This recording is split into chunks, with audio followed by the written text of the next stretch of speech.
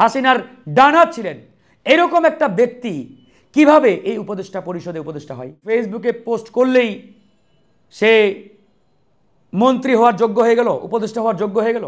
নবনিযুক্ত উপদেষ্টা মোস্তফা সরওয়ার ফারুকী, তাকে নিয়ে ইতিমধ্যেই এক শোরগোল অবস্থা তৈরি হয়েছে। এটি আমরা এজন্যই তীব্র প্রতিবাদ জানাচ্ছি যে উপদেষ্টা মোস্তফা সরওয়ার ফারুকী, আপনারা জানেন যে সে 5ই মে শাপলা চত্বরে যখন হেফাজত ইসলামের নেতাকর্মীরা, বিশেষ করে হাফেজে কুরআন, সেই হাফেজ তরুণরা সেখানে সমবেত হয়েছিল, তারপরে খুনি হাসিনা এবং তার দোসররা শাপলা চত্বরে একটি মেসাকার, একটি গণহত্যা চালিয়েছিল।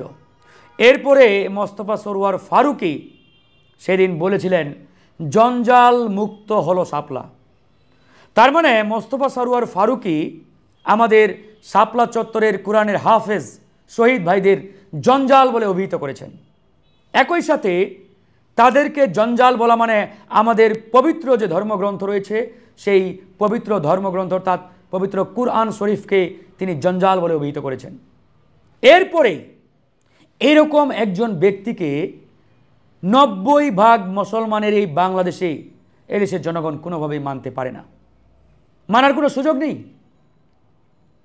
আবার দেখেন এই যে মোস্তফা সরওয়ার ফারুকী, সে একটা ফেসবুকে পোস্ট করেছে বা লিখেছে, তাহলে কি ফেসবুকে পোস্ট করলেই সে মন্ত্রী হওয়ার যোগ্য হয়ে গেল, উপদেষ্টা হওয়ার যোগ্য হয়ে গেল? মানে আপনারা যাকে উপদেষ্টা বানাবেন, নিয়োগ দেবেন, অন্তত তার বিগত 15 থেকে 20 বছরের আমলনামা আপনাদের অনুসন্ধান করতে হবে, অ্যানালাইসিস করতে হবে। বিগত 15 বছরে মোস্তফা সরওয়ার ফারুকী ছিলেন হাসিনার খাস দালাল, ফ্যাসিবাদের দোসর। তার গায়ে একটা সামান্যতম আচর পর্যন্ত লাগে নাই ফ্যাসিবাদের। ওনার স্ত্রী হাসিনার একবার অত্যন্ত কাছের উচ্ছিষ্টভোগী ছিলেন। এরকম একজন ব্যক্তি হঠাৎ করে একটা ফেসবুকে পোস্ট দিল, লেখলো, আর সে উপদেষ্টা হয়ে গেল। এটা কোনোভাবেই হতে পারে না, এটা আমরা কোনোভাবেই মানতে পারি না, মানার কোনো সুযোগ নেই।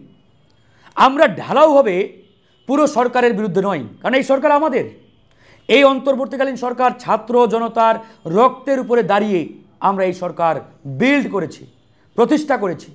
ডক্টর মোহাম্মদ ইউনূস আমাদের সরকার, কিন্তু আমাদের আপত্তিটা এই সরকারের ভিতরে যারা ইতিমধ্যে আওয়ামী দোসর অন্তর্ভুক্ত হয়েছেন, নিয়োগ পেয়েছেন, তাদের বিরুদ্ধে আমাদের লড়াই। ঢালাওভাবে আমরা পুরো সরকারকে দোষারোপ করব, উল্টিয়ে দিব, পুরো সরকারের বিরুদ্ধে ষড়যন্ত্র করবে, এটা নয়। যারা পুরো সরকারের বিরুদ্ধে ষড়যন্ত্র করছে এরা আবার ভিন্ন এজেন্ডাধারী, এরা ওই ইন্ডিয়ান এজেন্ডা বাস্তবায়নের চেষ্টা করছে। আমরা গুটি কয়েক উপদেষ্টার কথা বলেছি, তাদেরকে সরাতেই হবে।